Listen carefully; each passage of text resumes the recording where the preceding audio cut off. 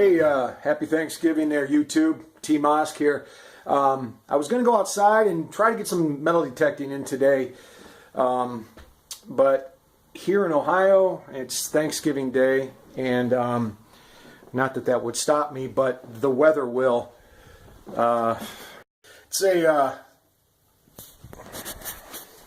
pretty crappy day out, like a rain coming down, gloomy, blah.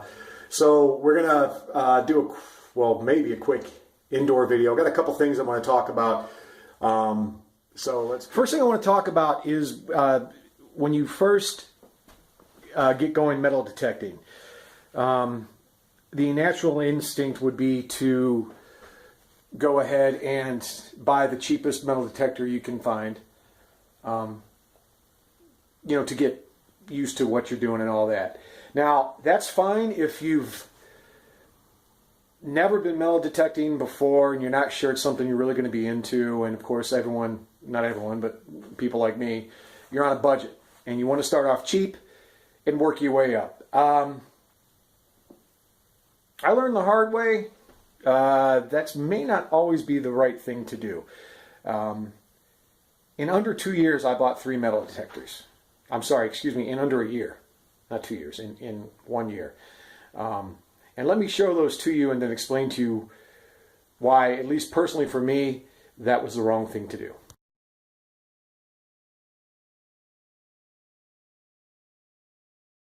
Okay, so here are the machines that I currently have. I don't have all the gear out for all of them, but and that's Hefner. Hefner, hey Hef, buddy. Anyways, I should call him Heftner. He's pretty fat. But anyways, starting from the right to the left. On the right, I've got the Bounty Hunter Quicksilver. It's the first machine I bought. In the middle is a Fisher F2. Second machine I bought. And then on the left is my Garrett AT Pro. Now, obviously I've got 3 different brands there. I'm not here to sell you on any one brand. There are a lot of good machines out there. You do your research and you pick what's right for you. I'm a Garrett fan, but I've never owned a Whites. So I might swing a Whites and say, hey man, I really like that. Whatever. It's all up to you, whatever you're feeling. Now here's the thing. I don't have these things powered up. There's no batteries in them because honestly I don't use them. But this is the, that's Bunny. Every Hefner's got to have a bunny, right? Hey, Bun. Bun. Yeah? Okay. All right, you met the family. So this is the Bounty Hunter Quicksilver. Now, this does not have a numeric display. It just has tones, and it'll give you like an arrow pointing to the different zones, like what it thinks might be in the ground.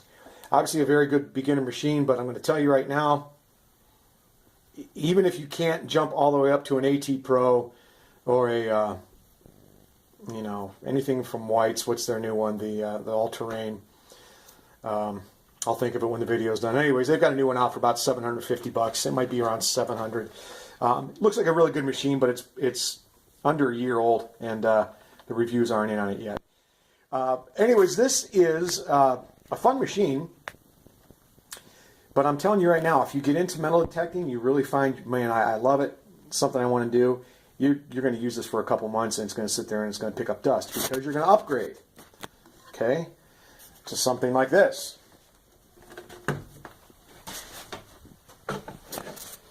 Not necessarily this, but this is the Fisher F2. This does have a numeric display. So not only does it have a tone, like a lower tone, mid-tone, high tone, to tell you ferrous, non-ferrous, etc. It also has a numeric display. Obviously, higher numbers are better. Lower numbers, you're getting into your iron and stuff like that. So on top of a tone, you have a number to go with the tone. And it makes it a little easier to determine, to dig or not to dig. They always say dig everything. That's up to you. So this was a good machine. They're both good. The Bounty Hunter was fun. I found my first silver with the Bounty Hunter. I found my first buffalo with the Bounty Hunter. but I have to be honest, those were both in one day. And I literally used the Bounty Hunter. It's almost brand new. I barely swung it. I'm like, you know what? This isn't doing it for me. I need something better. And I bought this, the Fisher F2. So between the two, I'm up to $350, just under $400 for these first two machines. Okay, and this for me was in a matter of 2 months. I'm like, man, I got to get something better. So now I'm on the Fisher F2, and I'm really enjoying it. Then I realized the Fisher F2, although a good machine, both those machines found coins and rings. I realized, man, I really enjoy this. This is something I see myself doing long term. So now I'm looking at a higher end machine. And I opted for the Garrett AT Pro. Now this cost me just about $600, but if you do the math, there's almost $400 right there, and maybe $370-ish, $380-ish, right there. That's 2/3 of the cost of this machine right here. So even if you're trying to save yourself some money, if you do what I did, you're going to end up spending more. Granted, you have a backup machine, and in my case, I have two. I really never take the Bounty Hunter out, but I'll keep the F2 with me. It's a pretty good coin hound, too, the F2. I got to admit, I'm not knocking either of these machines. I'm just saying, money-wise, if you're on a budget and you're trying to save money, if you do what I did, in the long run, you're going to spend more money than you want to.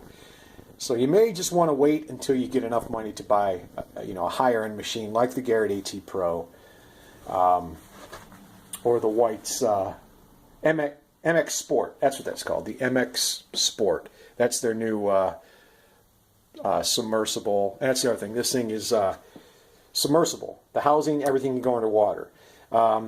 This one here is only good, like you can put the coil in that in water, and that's it. If you get that in the water, forget it, you're done. And this one, I'm not even sure if you can get the coil in the water. So that's my long-winded spiel on what to buy, when to buy it, and, depending on your budget. Let me just say it one more time. I'm not trying to steer you in any direction as far as brand. I'm not trying to steer you in any direction as far as, just spend a bunch of money. I'm not saying that. But for $600, I've got almost $1,000 here, and almost 400 of it is right there in two machines that I don't even use. So it's up to you. Just something to think about. And now we're going to go to my enormous kitchen because I got a new toy in the mail yesterday, and we're going to see how that works. Be right back.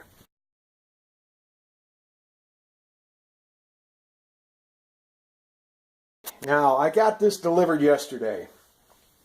Picked it up on Amazon. Now, we're always trying to figure out what the hell we're going to do with all that clad and, modern coins that, you've checked the dates on, whatever. They're not worth anything but face value, and actually in the condition you find them in, you can't even get them in circulation. What do we do with all that? Well, you can clean them. And it's a pretty long, tedious process if you're doing them one at a time. People throw them in vinegar and salt and whatever. Me, I'm all about quickness, man. I'm all about ease and doing my own thing, letting someone else do all the work for me. That being said, I bought myself the Frankfurt Arsenal Quick and Easy Case Tumbler. I got this for just under $47, $46.90 free shipping to my door. So $46.90, Bunny, come on, get down. I'm being attacked here. Get off of the kitchen sink, you little shit. So I'm not going to do a big. Are you kidding me? Hold on. To be a YouTube star. Anyways, back to it. No big unboxing. I was never a big fan of that. I mean, really, people, oh, look, instructions, and it came in bubble wrap. Give me a break. So I took it out of the box. There's your box.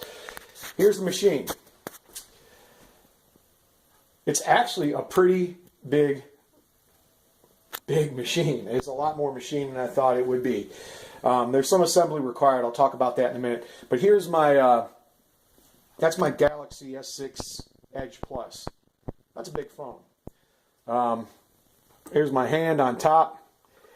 Try to give you, you know, something to go on. It is a big, big machine. So, when you get it and you open it up, there are 4 different screws you have to put in place. That's one of the deals. This part up here is separate from this down here. So you have to put in one, there's 3 of them. I'm not going to spin around. There's 3 of these you put in, and there's one, this one right here in the middle. You put that in. And then, that's it, man. It's a 5-minute assembly. There's literally nothing to it. So, let me take this off of here. And I haven't used it yet, but I did I read some reviews on it, and they say to make sure that this lid is tight. Don't tighten it too down. It's plastic. You will crack it. But just make sure it's on there good and tight, because it vibrates, and it will vibrate, you know, right off. Now, I'm looking at this one. It says brand new, but I don't know. It looks like there's some scratching in there. And for 50 bucks, I don't give a, you know what, whatever. Okay, so you have to put the coins in here with what they call media. Literally like Donald Trump hates the media. Yeah. Okay, I know. I had to say it. And media is basically, you can get ground corn cob, you can get, oh boy, what was I looking for and they didn't have it today? Ground walnut. Now, if you actually buy media, they make it. I mean, it's for cleaning bullet casings and stuff like that. If you actually buy media, it's expensive. I mean, for what you get a small little bag, and I want to say they're like 18 bucks or something. But reading YouTube videos, I learned that you could literally go to your pet store or Walmart, which is where I got this, and this is ground up corn cob. I paid $5 for this bag, and it is a, good Lord, it's in Spanish. No habla. Oh, for Pete's sakes. How many pounds this thing is. Anyways, it's a lot, okay? I'm not going to use this in, this is probably a year's worth for me. It's Hart's corn cob. And it's bedding for animals, but, you know, we're going to use it to clean coins. So, we have to put this in here with these. And I'm going to shut this off real quick and lay some of these out so you can see what condition they're in before we clean them.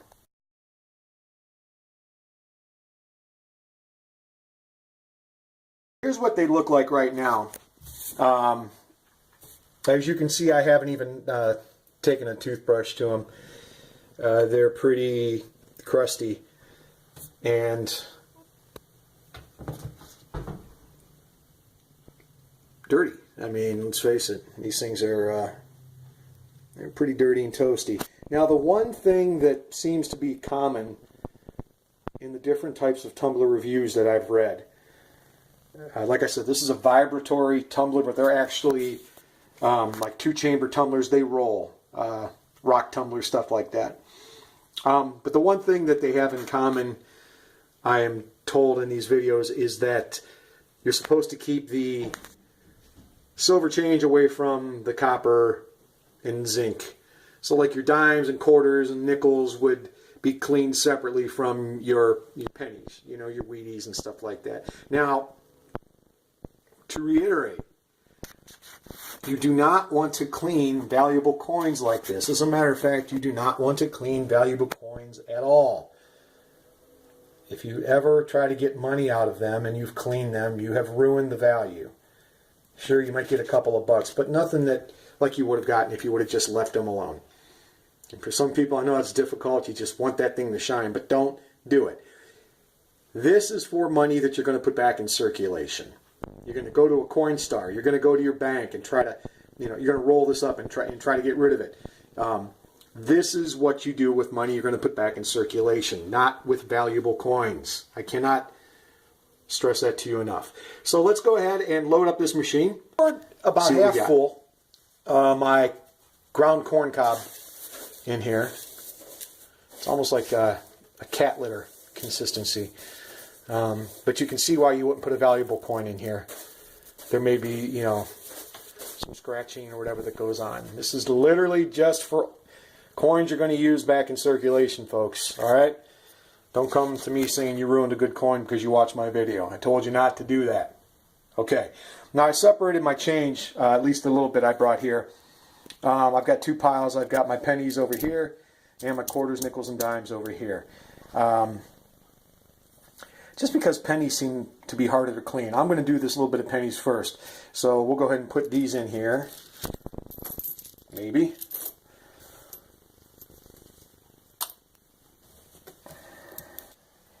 Alright, so there we go.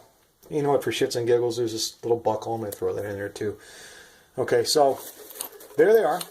I probably didn't even need that much media for that few coins. It's almost pointless. But and then you turn the machine on, of course, after you put the lid on, and it's going to start tumbling those. Let me show you what that looks like. Here, I'm going to put that on. There's a washer. Slip that on there. And we're going to put our wing nut. I've called that name a few times. Alright, so tighten this down. And give it a good feel. You'll know.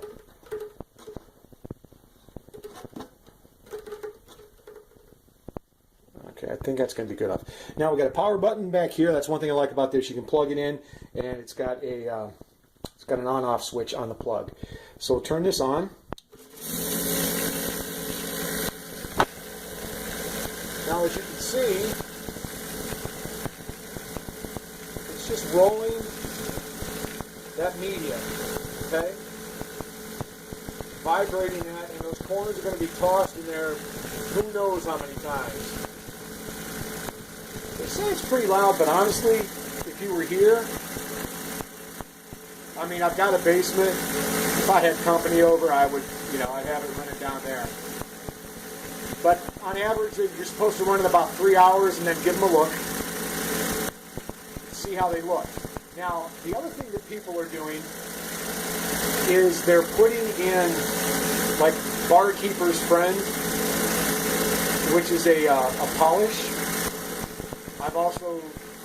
I've seen a video where the guy uses just regular car wax, and he puts that in with the media, and as it's cleaning them, it also shines them, and it looks really, really good. So we're going to see how they come out without any of that.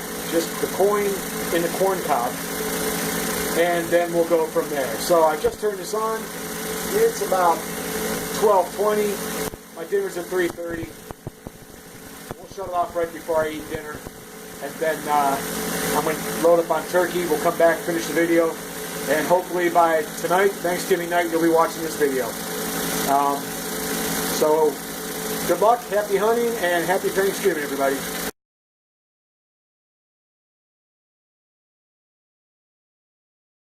I took a batch of the pennies out. This is the coins that I'm going to put in there. Actually, with the exception of, where's it at? This one, believe it or not, I had that mixed in with the pennies. I don't have a before shot of it, but it probably looked about like the top one. Trying to get this to focus a little bit. There we go.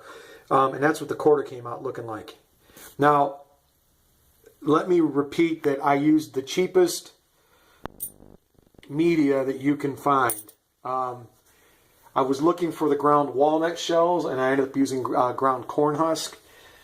So, you know, it's one of those get what you pay for deals.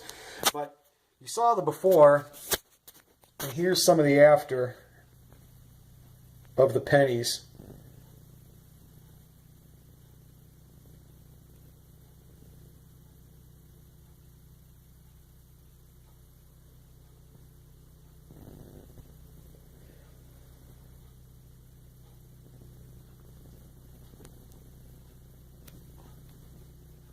And then the weird thing is, now these I didn't even go with. As I was going through my pennies, these were all just nicked up and bent and chewed up. So that's just garbage. Those aren't going to be able to be saved. So I didn't even put those in. These, however, were put in. I put them right next to the other pennies to show you the difference.